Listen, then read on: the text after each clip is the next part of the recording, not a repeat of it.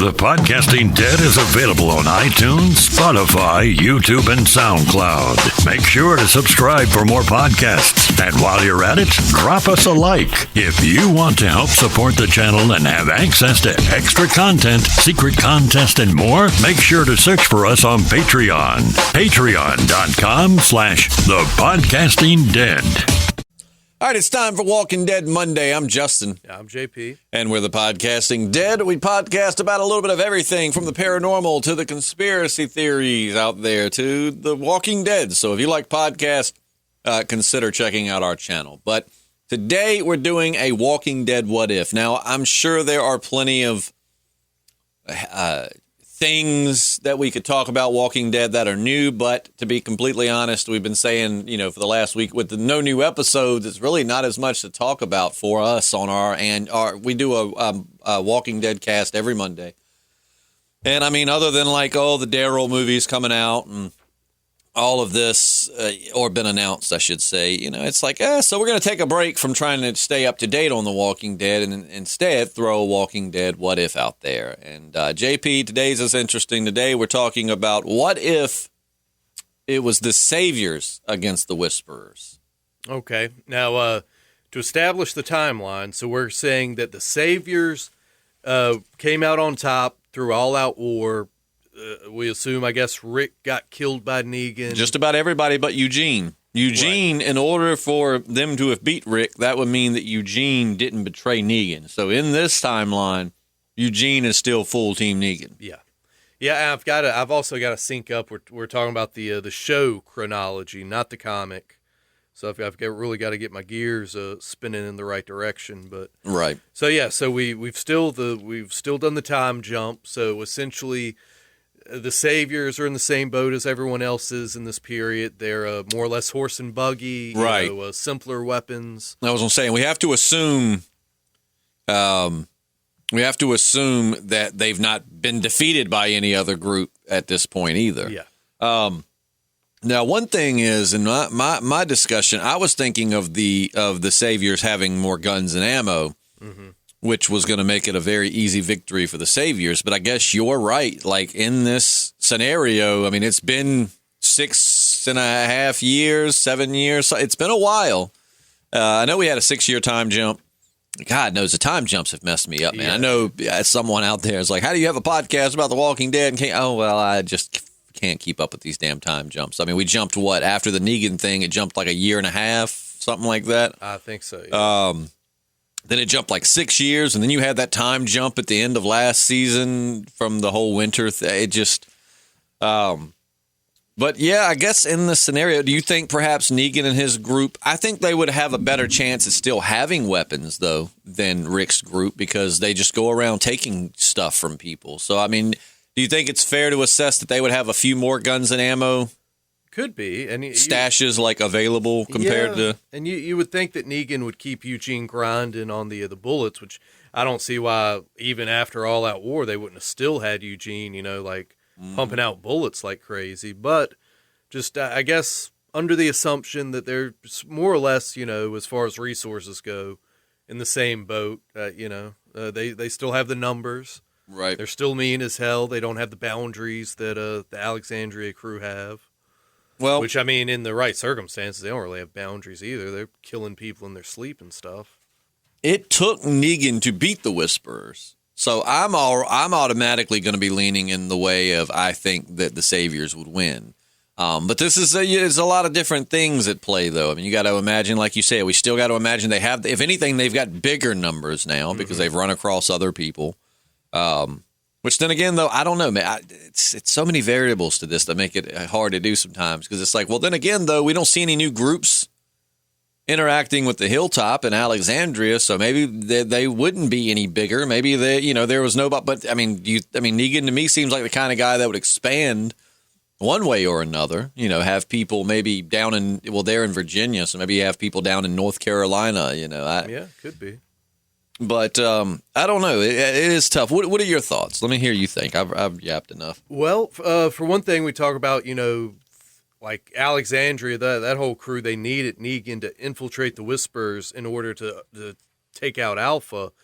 in this scenario, obviously Negan's not going to put his own balls on the line. You know, he's going to send, if he sends someone to infiltrate, maybe it'd be Simon. Could you see Simon maybe filling that role and cozying up to Alpha? Well, now that timeline won't work because Simon was killed by Negan. You know what I'm saying? Like if we're assuming and we're going straight off. Yeah.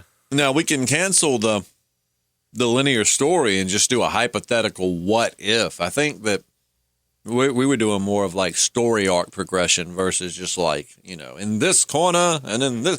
Because in my opinion, if you're going to have the Saviors as they were, let's say we're plucking both groups from their timelines and we're just dropping them into this new dimension, this new world. There's no question the Saviors would annihilate them. They had tons of guns, tons of ammo. I mean, they were ready to rock. I don't think there would even be much competition. I mean, the Whisperers, they got to get in close with hordes of walkers and all of that. And I just don't see the Whisperers taking the Saviors in their prime. No chance. I don't think it would be that's half of what makes the Whisperer such a threat now. I mean, aside from, they could bring hordes of zombies, but I mean, those hordes are a lot easier to deal with when you got firepower versus blades. Oh, yeah, man. You know, so I feel like if we were doing that, then it would be no contest. I feel like anytime the Whisperers had run-ins with the Saviors, they just get, as long as, and then again, we're assuming Dwight's still in there. We're assuming Simon's still in there. Mm-hmm. All of his big movers and shakers. I don't think that there's a chance in hell the Whisperers would take them.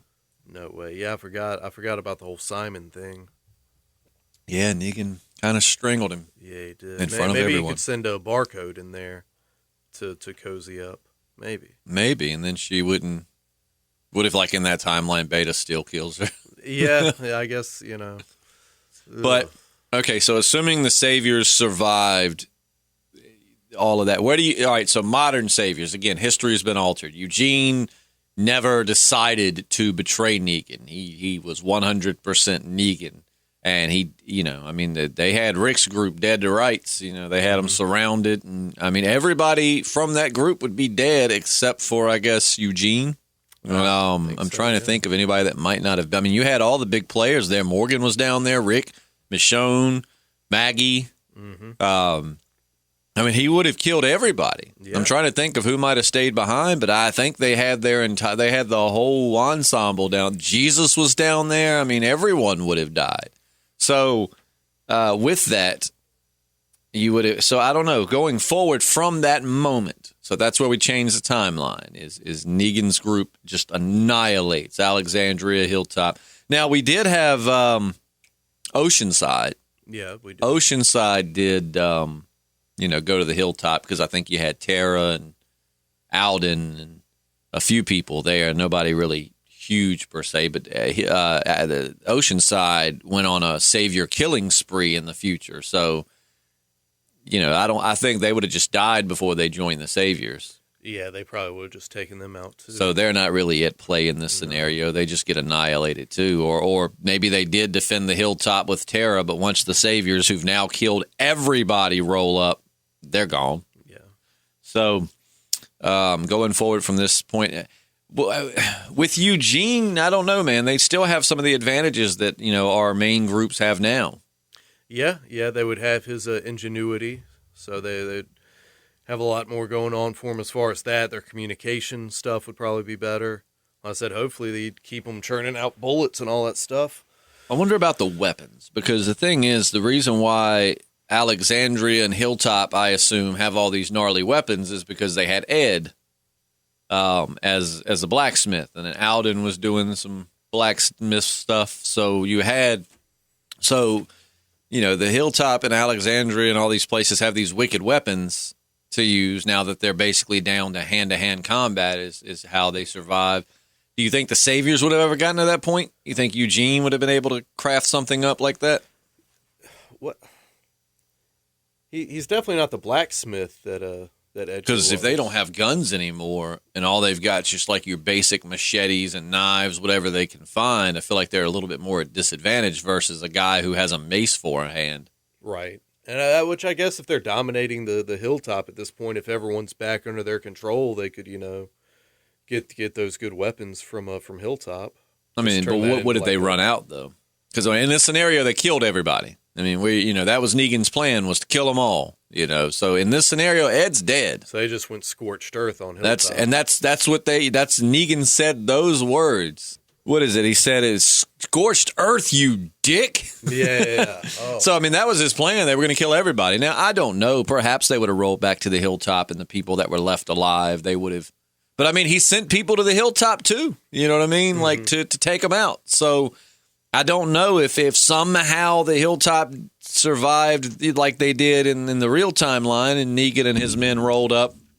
I don't think that he would have left them alive. I mean, now if he knew that Ed was a blacksmith and Ed was alive, he probably would. But Negan's plan was just now it morphed into Simon's plan, which I found to be really funny because, the whole beef between Negan and Simon was that Simon just wanted to eradicate these bastards and be done with it. And Negan was all, people are a resource.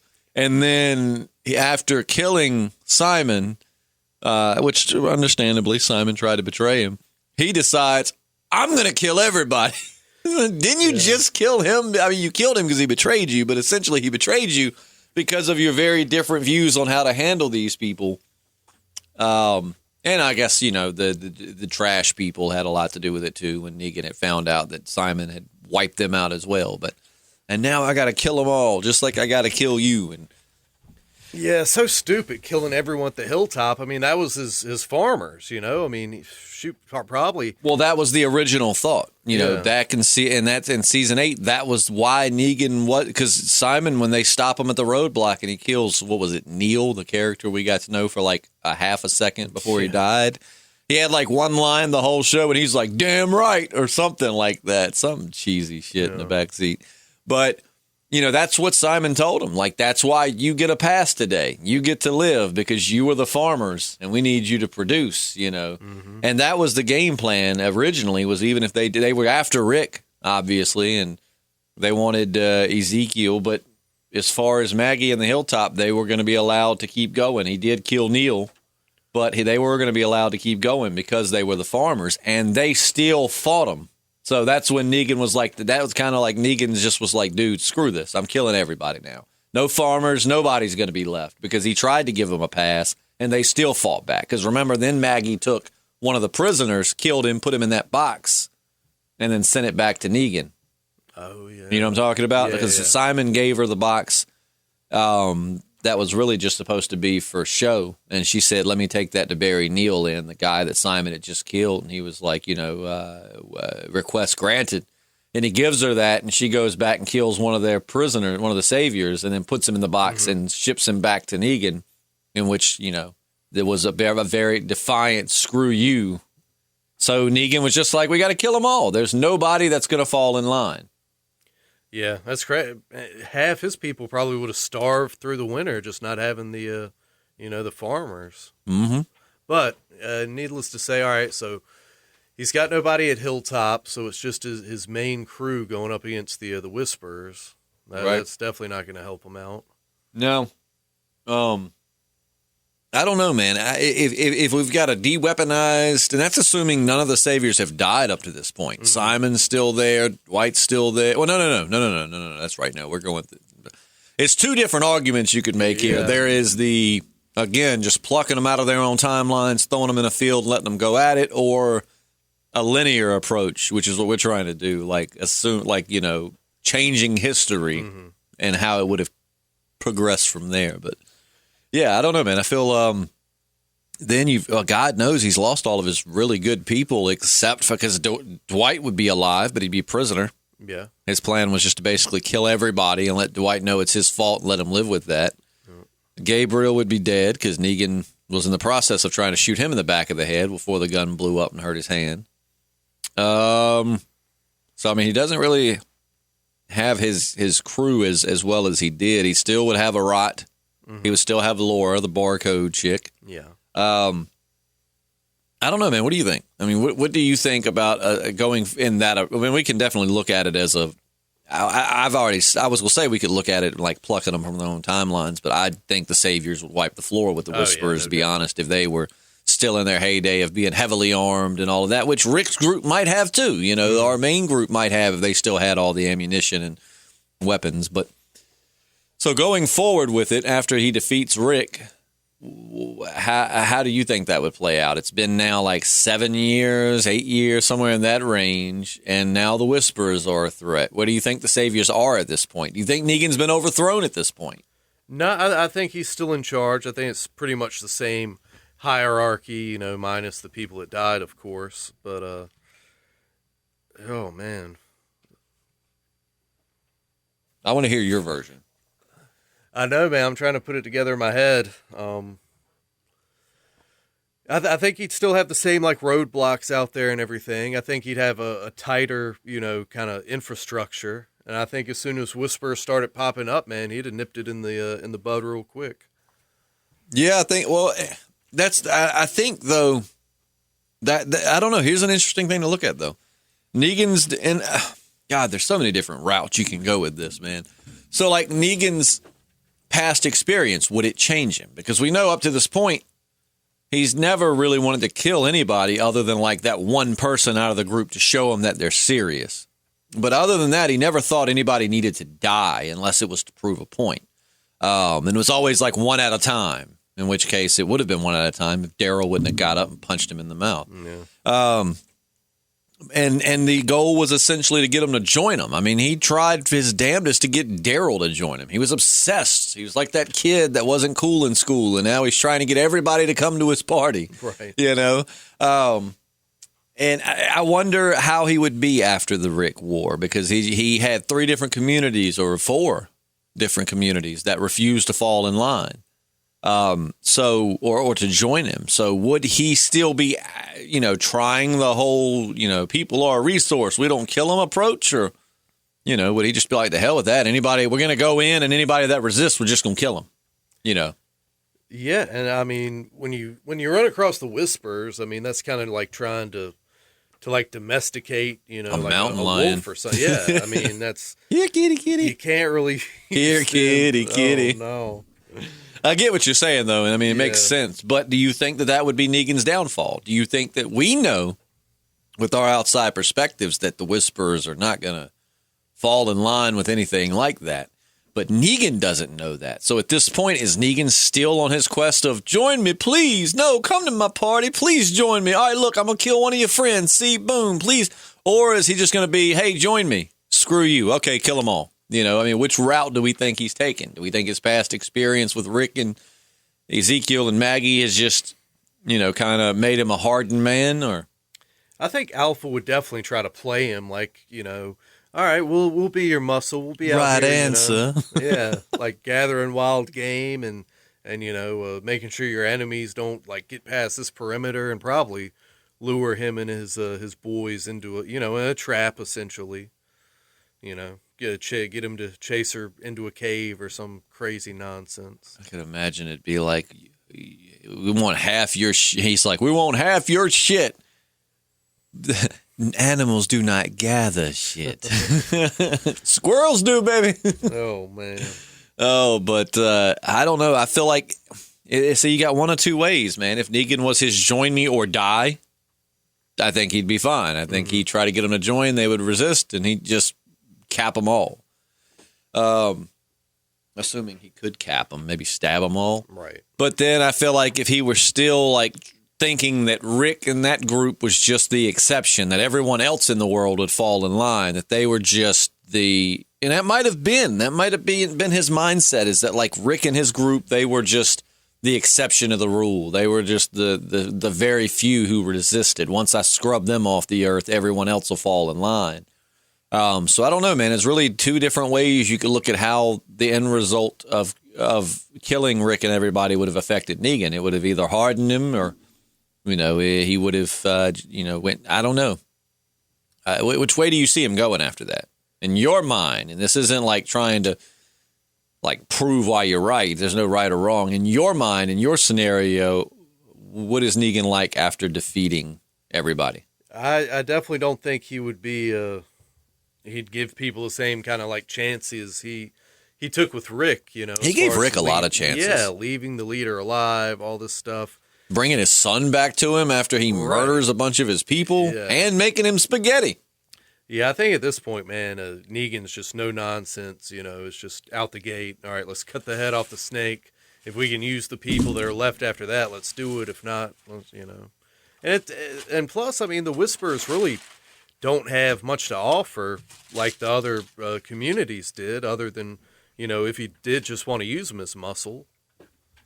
So, and it'd kind of be his nuclear option, I guess, if he got the command code to the Horde. I guess that'd be a good thing. But who's he going to use it against? Now that's an interesting thought there. I mean, you could be onto something. Think about that. What if he just makes an agreement with the Whisperers, like they'll not mess with each other, and maybe that would be really cool. Like I could see I'm seeing it as an episode in my mind. But Negan has a lot of the main Whisperers surround it and wipes out a few and all of that, and basically tells Alpha, like, here's the deal. You don't want us here? We won't be here. But in exchange for not just completely whooping your ass and taking what little you do have now, if I call you, you come. You know what I'm saying? Like, basically, they come to this mutual agreement where Negan will, for the most part, stay out of her territory in exchange for the fact that if he ever needs that Horde, she's willing to bring it.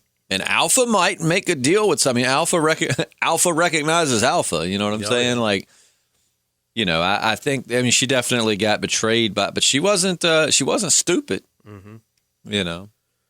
Yeah, and another weird thing to see how it would affect Negan. I mean, he's been almost a decade with no enemies. I mean, who else would he have went up against at this point? Well, and that's assuming. And so in this one, you're assuming that they've had relative peace.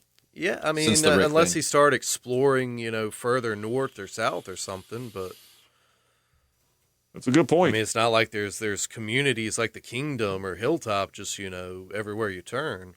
What's interesting is to think that if Negan would have won, Yumiko and Kelly and all of them, Luke, all of them could have been saved and found by the Saviors and could have wound up as Saviors. Yeah. Instead of being, I think Luke probably would have ended up just in the in the bottom of the factory just selling goods or whatever. I don't think he'd have been very, very high up. But I don't think Luke would have went along with it. I mean, for very long because you had Magna was just like ready to take Alexandria, and Luke and Kelly and Connie and all of them basically talked her out of it. So I mean, we know they're good. If anybody would be willing to join the Saviors, at least at first, it'd be Magna. Right. I mean, I could see her being like one of Negan's top she's ready to she's cutthroat. She'll do whatever she's got to survive, which is why I swear if we found out she sacrificed Connie to save herself, she's going to forever be, which would be really stupid on the writer's part because Magna was a pretty well-liked character in the comics. And if she sacrificed Connie to save herself, ain't no one ever going to like her again. Yeah. I mean, she was with that group for so long. That would be crazy. Yeah, look at my southern self. Ain't nobody going to like her. Damn. Right. She's not cool. But yeah, in this scenario, I mean, I think that, again, plucking them out of their own times, I think the Saviors would just mop the floor with the Whisperers. I mean, whenever they saw Negan would just be like, you see a horde of zombies, just mow them down. Mm-hmm.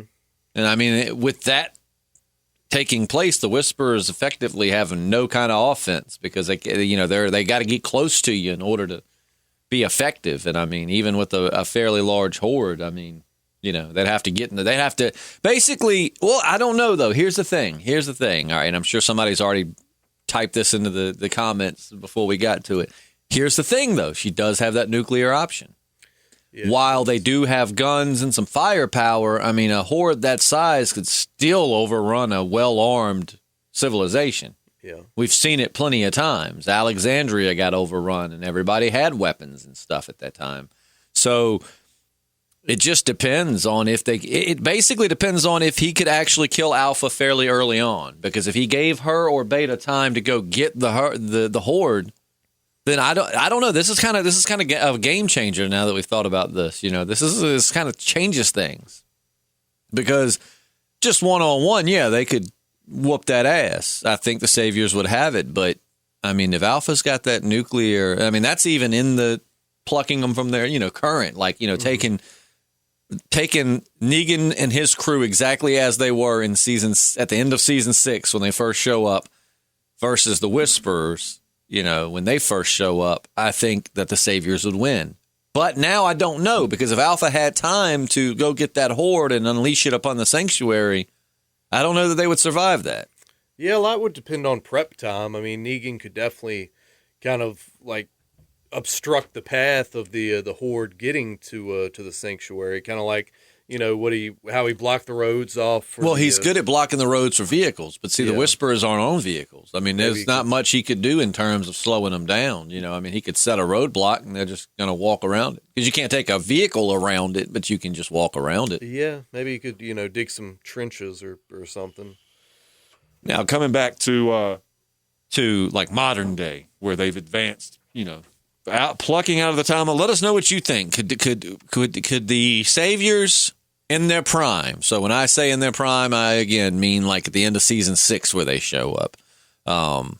Except for Little Timmy and the Dick Brigade, they still got blown up in this situation. But basically, from the second Negan steps foot out that RV, the Saviors as they are right there versus the Whisperers in their prime. Just pulling them out and throwing them in. Who's going to win in that fight? Now, moving forward in the current timeline, who would win?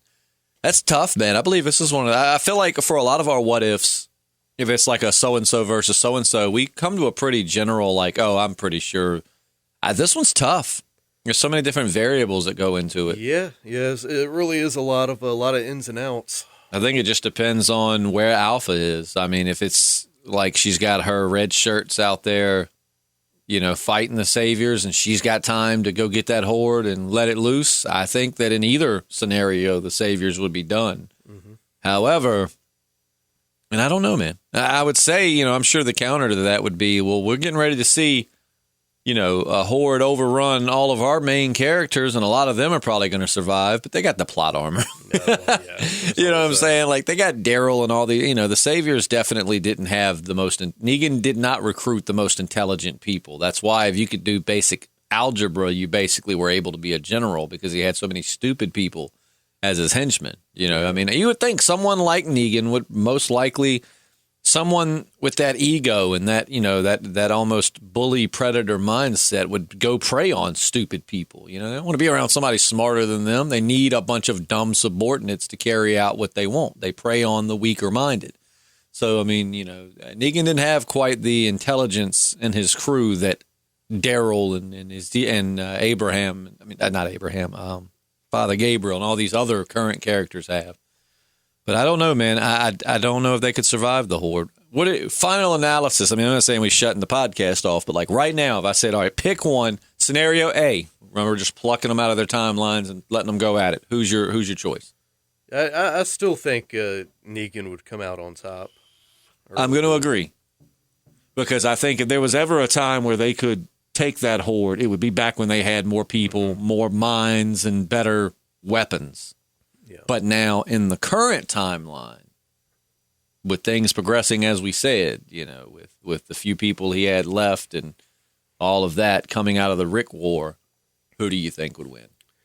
I think if he played it right, he could still come out on top. If you were taking them everybody in their prime, I think he'd probably just sacrifice one of the communities. Let her expend her resources taking over the hilltop or Alexandria. Let all those people die, and then just kind of flank them from the side. Yeah, just set up an ambush. And so you think either scenario, there's a higher likelihood of Savior victory than there is Whisper? I'd like to think so, yeah. I could agree with you. I think I'm going to go with the same. I do think that horde is a game changer, but there's so many different. Number one, she's not going to use it.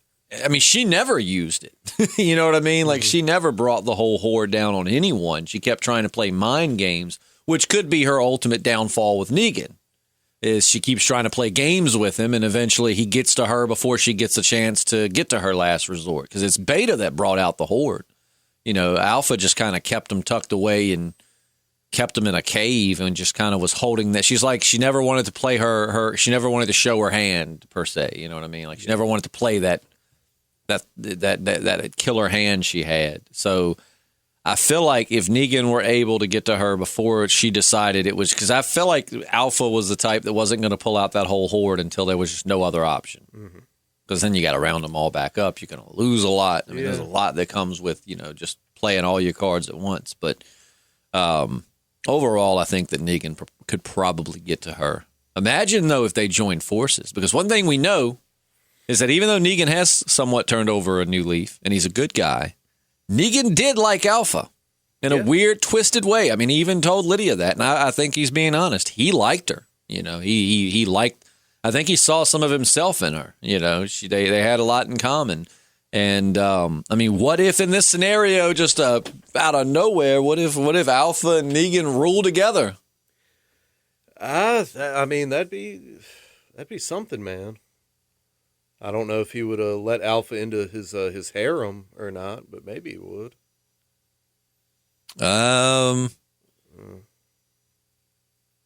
Let's see here. I don't know, man. I just imagine the funny scenarios that would come from them being together. Yeah. Oh boy. But yeah, it would be a wild set of circumstances. Baby, damn. All right, can you just shave your legs? Oh. I just imagine. I don't know, man. I mean, what a force that would be to reckon with, though. I mean, the threats. Kidding. I mean, you've already got walkers as a threat. Now you got people controlling walkers and dressing up as walkers, and you're going up against the saviors. I don't know, man. If Negan was smart, that'd be one group that kind of be like his scouts. Mm-hmm. Like, we'll leave you guys alone. You don't owe us anything. You just report. If I was Negan, that's what I would do. I'd be like, I would do some display to show, something to display some dominance, kind of like he did with Rick and them, like letting them know, like, you have no chance of beating me. However, here's the deal. Normally, I require you work for me. You provide for me, yada, yada, yada. And normally I'd kill one of your people. I'm going to make you exempt from all of that in exchange for the fact that you now report to me. Any new groups you find, any people you find, any blah, blah, blah, you bring that information to me. In exchange, I'll leave you alone. I feel like that would be the wisest thing to do. I don't know that Alpha would go in line with that, but, you'd have to scare the shit out of her. Yeah, it'd be a good resource to have, that's for sure. That is for sure. Do you think Rick would have done Alpha if he needed to? I'm sorry, Michonne. He's too much of a man of honor. I don't think he would have done it. I can't do it. I love Michonne. Yeah. Maybe just a BJ. Yeah, I think he could have bent enough for that. Oh, man, I miss Rick. I miss Rick being on the show so much. I would have loved to have seen him with the Whisperers. And what's cool is in the comic that Rick, at this point in the comics, like, Rick was still a big player, but Rick wasn't the beast he used to be. Rick, I mean, I ain't saying he didn't, he had that damn pole he'd beat the shit out of. He beat the shit out of one guy because he wasn't on patrol the way he was supposed to be. Remember, they get, like, attacked by a walker or something, and he, like, beats the shit out of him with that pole. But, I mean, Rick definitely, was still Rick, but, I mean, he was injured. Negan in the comics, spoilers, but not huge spoilers, but Negan straight up, I mean, that was brutal when you look at it. Like, straight up broke his leg. Yeah. Didn't even break his knee. Like, took his shin and broke it in half. Like, one of the worst looking breaks I've seen. Yeah. And it's like, he's injured. I mean, he's handicapped now. He can move, but he's got a limp. He has to usually use a cane to get around comfortably. So what was cool in the comics was a lot of other characters were getting, I feel, more attention because Rick was still there. He was still a focal point of the story, but he was also kind of taking a little bit of a back seat and more characters were out in the field. You know what I mean? Mm-hmm. And so in the show, they could have definitely done that. Rick could still be a big player, but he's older. He's, which in the show, Negan didn't break. I was waiting for that, but Negan in the show is just not as burly as he is in the comics. Like in the comics, the size difference between Rick and Negan, it was very believable that Negan would snap your leg like a twig. Jeffrey Dean Morgan, as much as I love him, it just isn't really that physically imposing compared to, comic Negan. As far as like his build, I mean, he had the attitude that was intimidating, but not the. Speaking of which, side note, completely off course, and I won't stay off course long, but I watched the Friday night with the Morgans. It's basically a show on AMC. It comes on, I don't know how long it's going to go, but for right now, it's Fridays at 10, and it's Jeffrey Dean Morgan and his wife at their house. And this week they had Lori from, forgive me for not remembering the actress's name, Sarah, I don't know what it. Sarah something is, but yeah, she played Lori, Rick's wife. She was on the show. They were all joining them from their own houses, Yeah. Abraham, Michael Cutlitz was there. and then some other guy that I'm not familiar with. But like Lori seemed really cool. Like it's so funny how you really do have to separate the actor from the role because, you know, in the show, if you've listened to this podcast for a long time, you know that neither one of us cared much for Lori, as I don't think many Walking Dead fans did. Now, I did like her better than Andrea, but that's not by much. But it's just one of those people, when she was gone, it was a sad scene, but I'm like, yes, Lori's gone. She seems super cool on that show. You know, she was heard of that. contributed some good conversation. Like she seems really cool. I really, you know, I like her. You should check that out though, man. It's our buddy. Shout out to the Appalachian American sent me a thing about it, and my girlfriend just thinks Jeffrey Dean Morgan's the hottest thing on planet Earth. So of course she was down to watch it, and like they're chilling. They show videos from like their ranch. He's got the farm that I wish I had. It's got like emus and ducks, wow, all kind of donkeys. Like just got this really cool farm. And Jeffrey Dean Morgan seems like a pretty rad dude off, you know, like behind the scenes. So it's just really cool seeing, you know. And Michael Cutlitz was drinking whiskey, had a little Abraham bobblehead. Yeah. But yeah, if that comes on this Friday, man, I would suggest, you know, going back and watching it if you don't get a chance to watch it when it's live. Dude, yeah, I'll have to check that out. Sounds like a good time. But yeah, so I think that both of us are pretty set on the Saviors winning. I do think there's a chance. Like, I would love to have like that battle simulator. Remember the show, The Ultimate Warrior or whatever, where they would put in all this data and it would run like 130 simulations. It would run like multiple simulations, and whoever won the majority of those simulations is who would win. Yeah, would love to type in the data for the Whisperers and for the Saviors, and let some kind of computer algorithm tell us who would win the majority of the times. Oh yeah, dude, that'd be pretty intense. But yeah, I don't know. So your vote Saviors either way? I'll go. I mean, I think if Negan didn't know, maybe he didn't know about the Horde and it caught him off guard, he'd probably be screwed. But well, that's my thing. I feel like if Alpha survived initial contact and just went straight to her Horde, which I think Alpha would spend a little bit of time getting to know her enemy. You know, I think she would spend some time spying on him and stuff. But if she realized just how big of a threat this was and decided she wasn't going to play games, she was going to do some reconnaissance and then unleash the Horde, I think the Saviors might be in trouble, especially in a time, if we're going with the linear timeline, where they don't have all the guns and ammo that they used to have. They're like everyone else, back to more handheld weapons. I feel like the Horde could be just devastating to them. Yeah. I mean, they were almost, you know, they were almost done away with the Horde that Rick and Daryl seeked on them. Yeah, they were. Until Dare Bear went and messed it all up. Yeah, he's good about that sometimes. Did I do it? It's just because of what I did. And they're like, no, Eugene did it. No, Daryl, it's your fault. Yeah. I love Daryl now. So for people that are maybe new to the channel, if you go back and you were to listen to like season 7 and 8, I was not a fan of Daryl. I loved Daryl all the way up to that point. I remember back in the beginning, like a lot of other people, he was one of my favorite characters. Cool character development, cool character. I like Norman Reedus.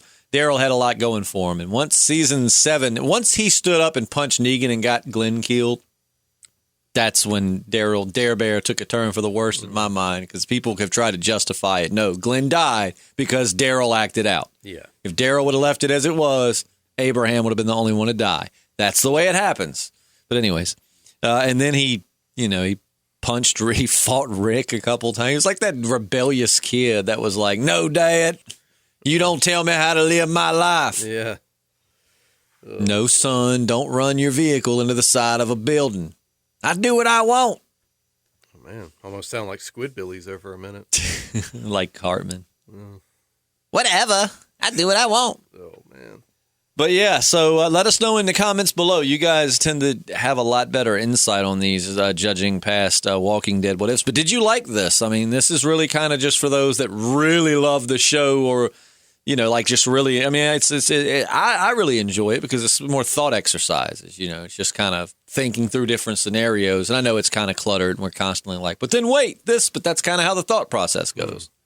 And we're a podcasting channel, so we're not really a presentation style channel. No. Now, we are going to start trying to incorporate some top 10s, top 5s, things like that. Like, I think that JP and I don't know, might do it next month, but we're trying to work up top 10 greatest Walking Dead moments, at least according to us. And I'm sure there are a billion other videos out there that have done that. But we're going to sit down and write down each of our favorite moments, and then maybe, of course, any matching moments we have. And we're going to kind of cross them out and move them around, and we're going to come up with our picks for the top 10 greatest Walking Dead moments. And, of course, we'll have, like, the scenes in the video and all of that. But, I mean, we're not really a presentation-style channel. We're a discussion podcast channel.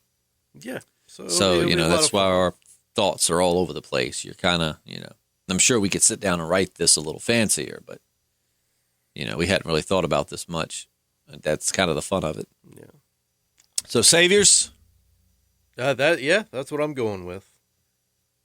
I'm going to go, I just don't know, man. Like, I think overall the Saviors would win. But then again, it's unlike an enemy they've ever dealt with. They don't know how many they are. I don't know how Negan would be aware of the Horde. I mean, if Alpha didn't take Daryl to show it to him, he wouldn't know they had they wouldn't, which I guess maybe Gamma would have told him, but. Yeah, I mean, their victory's not guaranteed. There's definitely. You just think more is in their favor. Yeah. Because basically, really, to be honest, all I'm judging it on is the nuclear option. I'm just judging it on that, Alpha's got a Kamehameha up her sleeve, and if she's got a spirit bomb, Dragon Ball Z reference there, and she's just going to unleash it on them. But who knows? Let us know your thoughts in the comments below. That is one of our favorite part of the old Walking Dead What If videos we used to do, because we would discuss this, and then afterwards we would look in the comments section and be like, damn, that's a good point. Yeah. Oh, did you see what so-and-so said? I didn't think about that. And of course, if we get enough, we're happy to go back and revisit it with maybe some new facts or things that have been pointed out to us. And so until the show comes back, I think this is kind of what we're planning to do, right? Unless there's some big development or something. We're going to continue to do Monday Walking Dead podcasts, but if they're not about any new development with the show, then we'll just fall back to Walking Dead What Ifs. Yeah, probably so. They're easy to do. We enjoy them. It's true. I'm still mad. JP and I went to a fast food restaurant, and they have a app.